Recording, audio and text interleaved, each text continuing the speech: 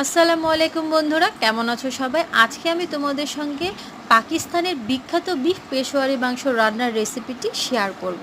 তো চলো বন্ধুরা, এখন আমি গ্যাসটা ছেড়ে দিচ্ছি। তারপর কড়াইটা দিয়ে দিলাম চুলায়।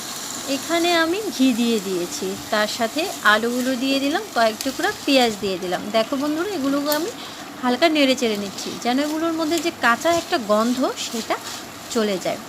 আর এখন আমি এগুলোর মধ্যে একে একে বিফগুলো সব দিয়ে দেব, আর আলুর মতো করে হালকা করে ভেজে নেব যেন এটার মধ্যে যে ঘিয়ের যে সুন্দর একটা মিষ্টি গন্ধ সেটা যেন চলে আসে। আর খুব সুন্দর একটা গন্ধ ছড়াচ্ছে। তো সামান্য পরিমাণে লবণ দিয়ে দিচ্ছি এখানে আমি।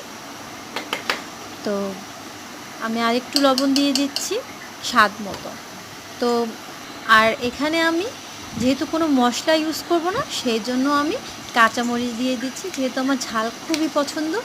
আর আমার মনে হয় সবারই মোটামুটি কম বেশি বিফে ঝাল খেতে ভালো লাগে, আর সেই জন্য আমি এখানে ঝাল দিয়ে কাঁচামরিচ দিয়ে ঝালটা দিলাম। আর যেহেতু এখানে কোনো মশলা হবে না, আর তোমাদের এটা অপশনাল, যদি তোমরা দিতেও পারো নাও দিতে পারো চাইলে। তো আমি এখানে কাঁচামরিচগুলো দেওয়ার পরে দেখো এখানে আরেকটু ঘি দিয়ে দিলাম, যেহেতু এখানে আমরা কোনো তেল মশলা কিচ্ছু ইউজ করব না, সেই জন্য এখানে আমরা একটু পুরো রান্নাটাই কিন্তু আমাদের ঘি হবে। আর এখন আমি গরম পানি দিয়ে দিচ্ছি। অবশ্যই তোমরা গরম পানি ইউজ করবে, কারণ গরম পানি দিলে গরু গোশতের স্বাদ আরেকটু বেশি বেড়ে যায়। তো বন্ধুরা, আমার বিফ রেসিপিটা তোমাদের কেমন লাগলো? আমার কাছে তো খুব ভালো লাগছে।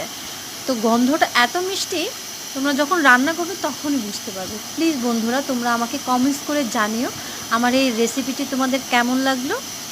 বেশ, তোমরা আমাকে সাপোর্ট করো এগিয়ে যাওয়ার জন্য। থ্যাংক ইউ সবাইকে।